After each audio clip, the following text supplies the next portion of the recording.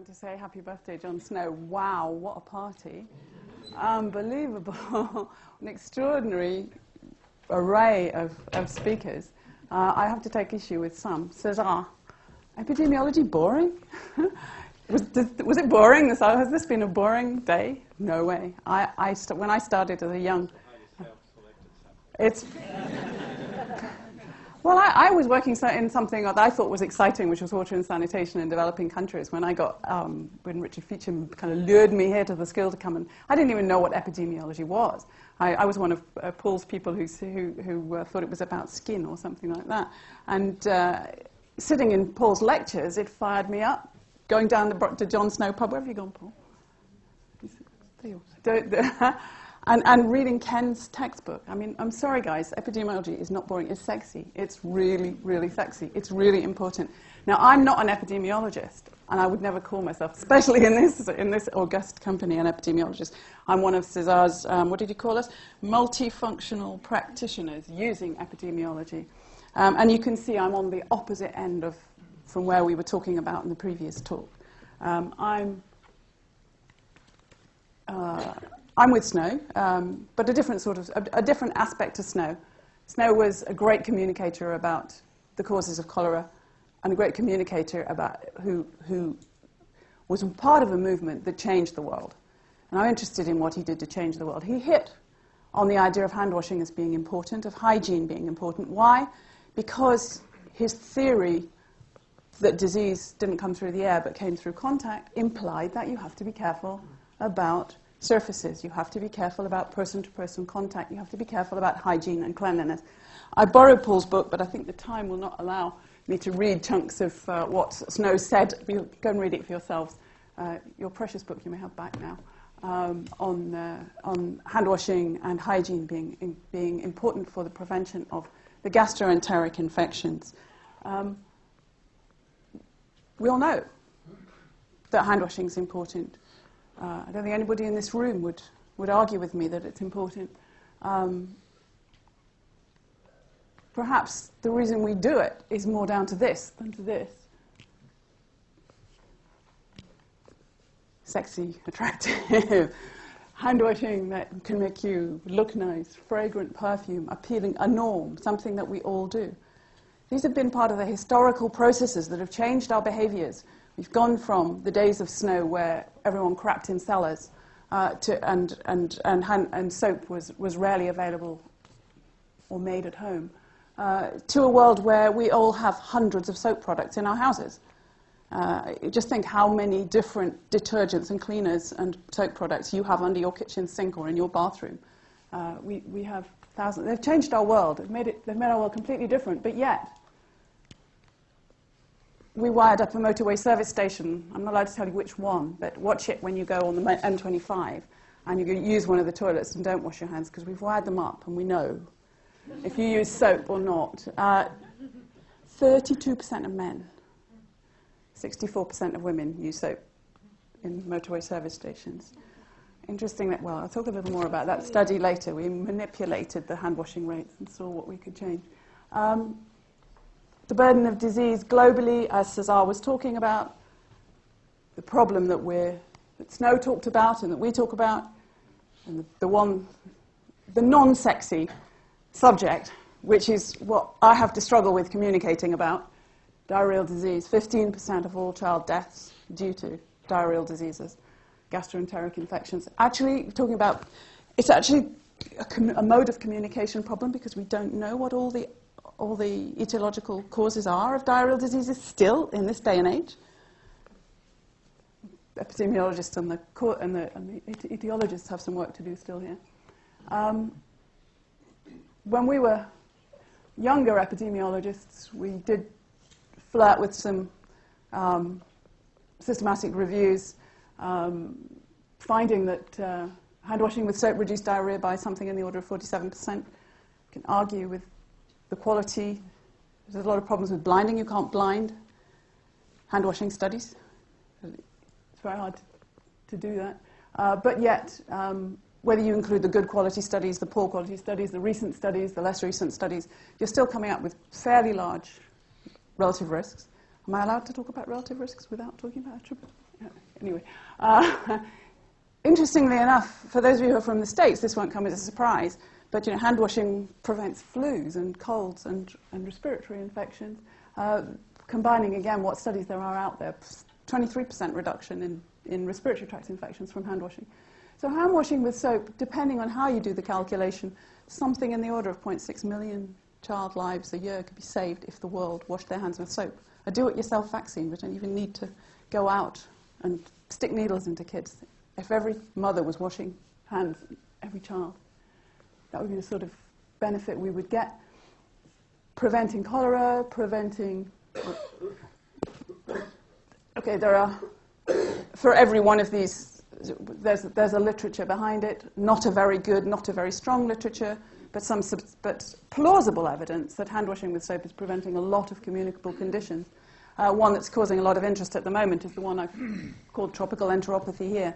The idea that malnutrition is a large part of malnutrition cannot be explained by what kids are not eating, but by potentially low level of bacterial of the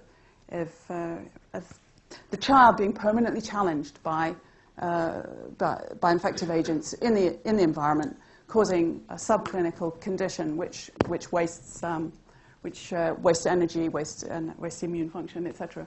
So a lot of interest now in hand washing with soap for that reason, and all those other good reasons. So simple. Everybody should wash their hands with soap. Let's get out there and tell the world, you dirty people, get out, clean your hands. It's your fault. Your children are dying.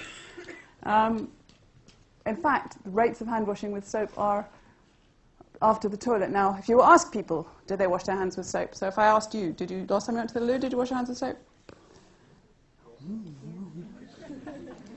Liars. If you go and observe what people actually do, not what they say, you get rates far, far, far lower. And these are actually observed rates of hand washing with soap. And I told you about the rates in public toilets. So we have to go beyond knowing. All of those samples from studies that we've done in many different countries, we asked people, is it important to wash your hands with soap? And they all know. They know what Snow told us. They know what Semmelweis told us. They know that hand washing with soap is important, but they don't do it. Why don't they do it? Okay, so this is the puzzle. Here's a woman in India, in a village that we've been working in. She goes out every morning, defecates in the fields, comes back, pours water on her feet, pours water on her arms, cleans her face, spits it out, but there's no soap. And she does exactly the same thing in a sort of ritual every morning, and she does it in the same way as everybody else that we filmed in those villages, using the same habitual, ritualized behavior, and no hand washing with soap. It's a social problem. We are hive beings. We all do the same as everybody else to a very large extent. And so my first case control study done at the London School 20 years ago when I was new here, came out with the idea that hygiene was important. So we thought health education, great. Let's tell people about hand washing. But everybody in the places we were working already knew about hand washing. They just weren't doing it. So that's what sent us on a journey to try and figure out, to go beyond epidemiology, to go beyond knowing into doing, trying to put the heart of our understanding into behavior. Why is this behavior not happening? And I'll try and very briefly give you a summary of some of the things that we've learned on this odyssey of the last 20 years, trying to understand hand-washing behavior. But I think it has lessons across the board beyond just hygiene. So health psychology tends to focus largely on changing something in the brain, changing something cognitive in the brain. Behavioral economics, the latest toy of the Conservative Party, great new tricks and techniques for discovering that humans don't behave in quite a logical fashion. They can be manipulated by framing, for example. We heard a great example earlier on, but it's still not a theory. It's a ragbag of tricks. Industry goes, as I said, has played a huge role in changing our behaviours in the past, and they go hell for leather to find a product that will fit in with our world, be a product that we want to use, and with a small amount of promotion, it will be something. Even with the best promotion in the world, you can't get people to take up things that are not attractive and interesting and are not needed. So industry, we've worked closely with industry as well over the years, trying to learn their secrets, and they've pinched our secrets, and it's been actually a very useful, and I'd recommend to people when public health problems like this, to see whether there are industry partners you can work with on such problems, because they're very wise. They lose their jobs if they don't change behavior. I don't, you don't. They stake everything on being able to change behavior, so they really are experts. We look at it slightly differently. We put behavior at the center of everything. It's clearly driven by a brain. It requires objects. Every behavior requires objects. That's one object. Soap is obviously another. But behavior evolved to allow us to get the things that we need from the environment so that we could reproduce more successfully. So all of the way in which we all behave now is a function of our ancestors. Our ancestors used the environment, optimized the way they used the environment so that they could get the things that they needed. And that's what designed our brain. But the other thing that's always missing from the models is behavior isn't just a thing that happens. It's something that happens in a sequence. It happens, there's something before, something during, something after, part of a daily routine, part of somebody's time horizon, and it also has a history. So there are big social movements. When I grew up, when I was a child, I had a bath every Sunday. I would be very embarrassed to say to you now that I only had a bath, that the only time I ever washed was a bath every Sunday. I do shower a little more often than that now. Historical changes have changed how we behave. So when we go looking to try and understand behavior, it's a bit like, let's say you've been to Jon Snow's birthday party and then been to the Jon Snow pub afterwards and got very drunk and dropped your keys on the ground and it's very dark. And where do you look for your keys? There's no good looking anywhere except under a lamppost, right? Because you won't find them otherwise. So hopefully you've dropped them under a lamppost. So just by looking at the cognitive drivers of behavior, we're forgetting a huge amount of things that are going on underneath. There are things like motives, there are things like habits that are going on underneath, and there's a whole environment that's determining the way that we behave. So to complicate things even further, you don't have one brain, you have three brains. And your three brains are telling you three different things. Within your midbrain, you have motives. And one of the motives we spent a lot of time trying to understand is the motive of disgust. When Jon Snow was saying that there were disgusting, filthy emanations coming out of the river, he was using his ancient ancestral wisdom to recognize that when Chadwick was, not Snow, when Chadwick was talking about filthy emanations, his ancient ancestral wisdom was saying, this stuff's bad, it can't be good for us.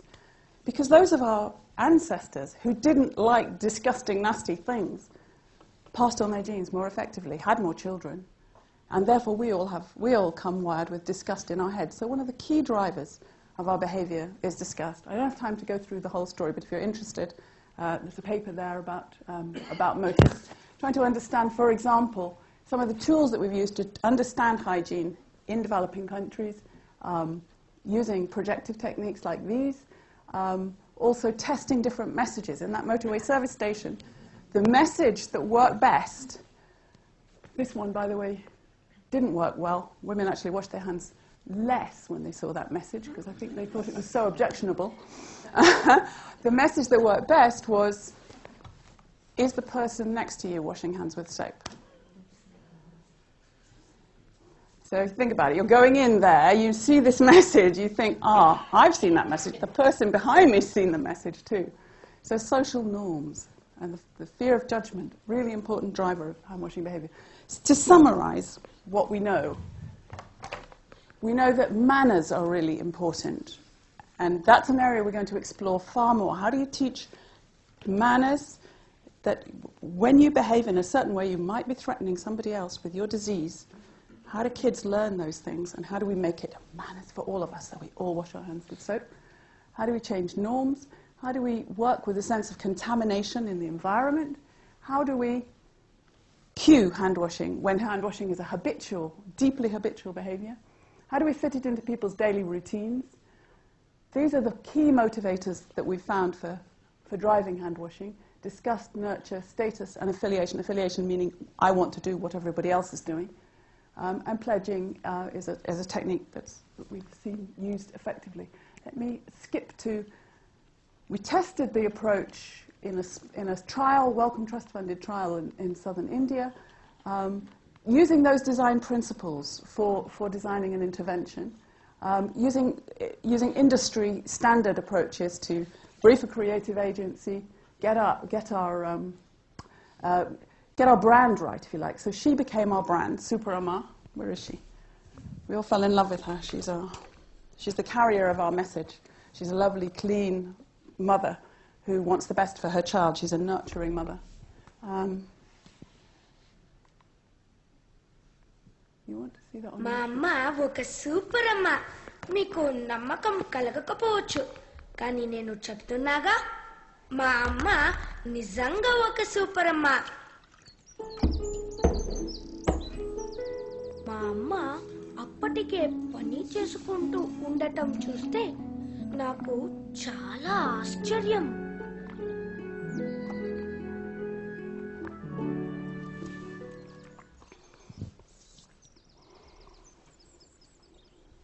తిరిగి రాగానే అమ్మ నేను సబ్బుతో చేతులు శుభ్రంగా కడుక్కునేలా చూస్తుంది.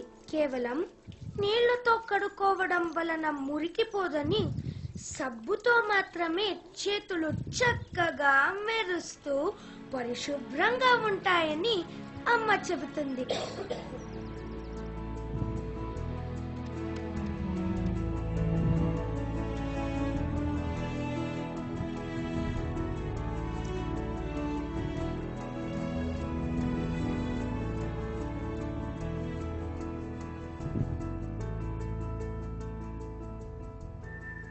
చేతులను శుభ్రపరచుకోవడం మంచి అలవాటని, దాని విలువ నాకు ఇప్పుడు తెలియదని తను అంటుంది. కానీ నేను సబ్బుతో చేతులు కడుక్కున్నప్పుడు బాగా చదువుతాను, చక్కగా ప్రార్థన చేసుకుంటాను, మంచి అలవాటులు కలిగి ఉంటాను. ఒకరోజు నేను కాలేజీకి వెళ్తాను. ఏదో ఒక రోజు నేను పట్నంలో epidemiologist, by the way. Epidemiologist in Kannada.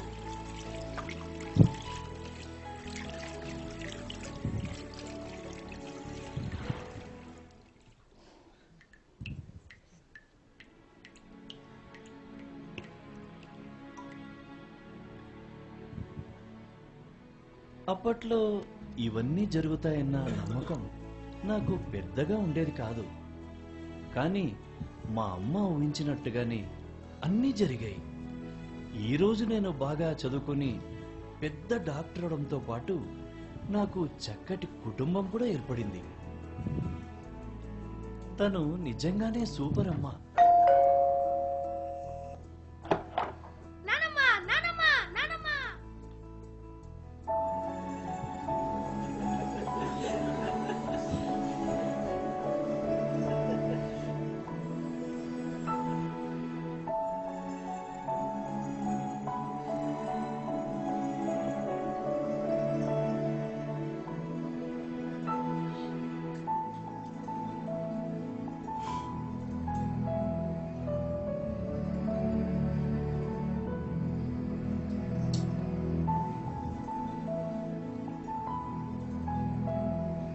సబ్బును ఎంచుకోండి, జీవితంలో ముందుకు వెళ్ళండి.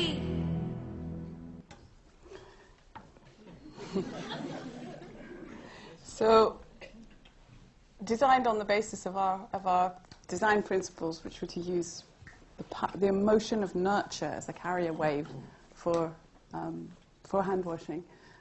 It still gives me the shivers, and I've seen that 100 times. I think it captured the nerve of the emotion.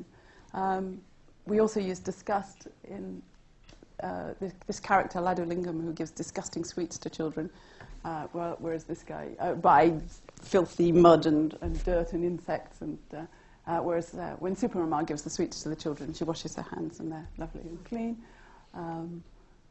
Pledging. Everybody who pledged, their name went up on a board in the village, so you create the norm that everybody is washing their hands with soap, or at least the illusion. That's part of creating the illusion that everybody cares about it. Every house being badged as a hand washing house. Every school already has these posters up about manners, but they're all about things like cutting your fingernails and coming tidy to school. So we added hand washing to the manners posters. Used technology in some clever ways, like getting people to testify So this is the local sarpanch, and he's giving out the message on hand washing. One really important lesson in health promotion, the most important lesson I've learned all this time, very good glue. These waterproof glue, these stay up for months if you use the right glue, but not if you don't. Impact of the, it was trialed 7 villages intervention, 7 villages non-intervention. 19%, as you can see what the rates of hand washing with soap were at key moments in the control villages, went up to 19% in the, which doesn't sound huge, but given the very, very low level, that's really quite. And some of the later villages had much higher rates of hand washing. That's observed hand washing again, not reported. Interestingly, the idea that hand washing became good manners had increased in the intervention group, that it protects children was much higher in the intervention group, that it led to success in life was higher, and also that the norms question, does everybody around here wash hands with soap? Clearly, it looks to me as though we've really changed something here as well. I'm going to be in less than 2 minutes. How about that? It's another birthday. It's our 5th birthday, Global Hand Washing Day. I think there's clever behavioural things you can do to get people to change behaviour in particular and around public health in certain ways. But I think a social movement is also an important part of important component. We invented with Unilever and many other soap companies now come on board with Global. How many of you have heard of Global Hand Washing Day?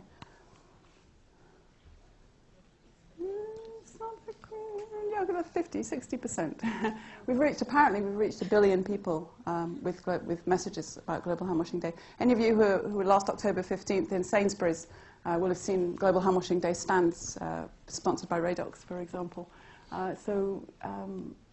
Soap companies have found this a cause that they can, that it doesn't just help them sell soap, it creates a real. I had a meeting at Unilever yesterday, and they were telling me how their staff work late. I was leaving the building late, and they said to me, "Oh, those are probably the ones working on the social mission. The ones who are still there were the ones working on the social mission. The ones who left at 5 o'clock were the usual brand managers just selling the normal products." So that's what a social mission does for a company like Unilever. And they've pledged to reach 1 billion people with hand washing with soap, which is, I mean, we can all forget it and go home.